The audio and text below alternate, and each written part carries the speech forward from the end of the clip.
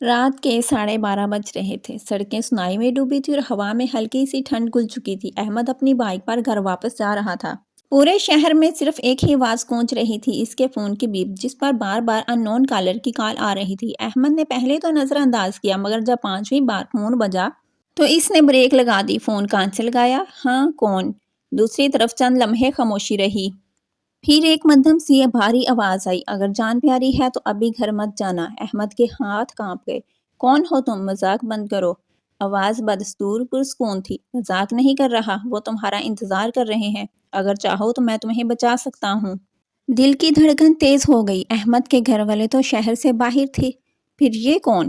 احمد نے فوراً گھر کا رخ کیا، مگر اندر سے ایک عجیب بے چینی اٹھ رہی تھی۔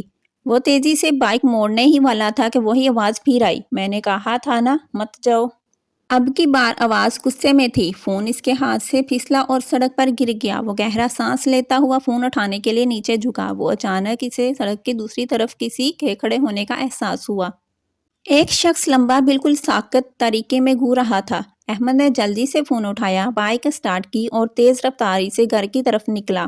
راستہ سنسان تھا، مگر پیچھے سے کسی گاڑی کے انجن کی آواز بڑھتی جا رہی تھی، جیسے وہ اس کا پیچھا کر رہی ہو۔ احمد کا پسینہ چھوٹ گیا۔ آخر ہو کیا رہا ہے؟ گھر پہنچ کر اس نے دروازہ کھولا۔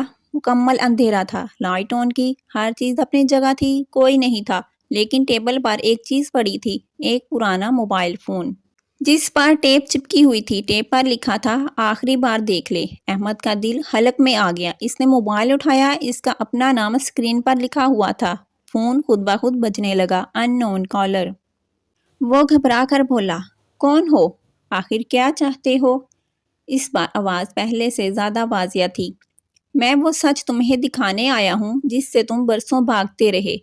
چند سیکنڈ بعد موبائل کی اسکرین پر ایک ویڈیو چل گئی۔ احمد کے ہاتھ سے موبائل تقریباً گر گیا۔ ویڈیو میں ایک گاڑی کے ایکسیڈنٹ کا فوٹیج تھا، اور اس کے اندر بیٹھا ہوا شخص خود احمد تھا۔ اس نے کانپتی آواز میں پوچھا، یہ کب کا ہے؟ میں تو زندہ ہوں۔ فون کی آواز ہنسی، احمد تمہیں ابھی تک یاد نہیں آیا؟ وہ حادثہ آج سے 2 سال پہلے ہوا تھا، تم گھر تو لوٹے تھے مگر زندہ نہیں تھے۔ احمد کی آنکھوں کے سامنے سب گھومنے لگا، گھر کا اندھیرا، سناٹا، کسی چیز کا حرکت نہ کرنا۔ کیا واقعی وہ؟ فون کی آواز پھر آئی، میں تمہیں لے جانے آیا ہوں، تمہاری روح بہت دیر تک بھٹک رہی تھی۔ کمرے کا درجہ حرارت یکدم سرد ہو گیا۔ پیچھے کسی کے قدموں کی آواز آئی۔ احمد نے گھوم کر دیکھا۔ احمد نے جیسے ہی دروازے کے پیچھے قدموں کی آواز سنی، اس کا دل تیزی سے دھڑکنے لگا۔ وہ ڈرتے ڈرتے آہستہ سے دروازہ کھولنے کے لیے قریب ہی تھا کہ اچانک لائٹ دوبارہ آن ہو گئی۔ دروازے کے پیچھے کوئی سایہ نہیں تھا، بلکہ اس کا اپنا دوست حمزہ کھڑا تھا۔ حمزہ نے فوراً کہا، اوے یار، آخر تو نے فون کیوں بند کر دیا تھا؟ میں آدھے گھنٹے سے تیرے پیچھے آیا ہوا ہوں۔ احمد حیران ہو کر بولا، پیچھے آئے ہوئے ہو؟ فون پر عجیب آوازیں کون دے رہا تھا؟ ویڈیو کس نے بھیجی؟ گھر کی تصویریں کون بنا رہا تھا؟ حمزہ نے کہکا لگایا، یار یہ سب میں نے کیا، مذاق تھا۔ تو نے پچھلے ہفتے مجھے ڈرایا تھا نا، آج میں نے بدلہ لیا۔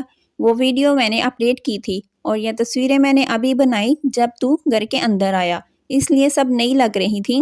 احمد کے چہرے کا رنگ اڑا ہوا تھا، لیکن اس نے گہری سانس لی۔ تم نے تو میری جان نکال دی تھی، میں نے سمجھا سچ میں کچھ ہے۔ حمزہ نے ہنستے ہوئے اس کے کندھے پر ہاتھ رکھا، ریلیکس بھائی، سب کیمرے، ایڈیٹنگ اور تھوڑی سی ٹائمنگ کا کھیل ہے۔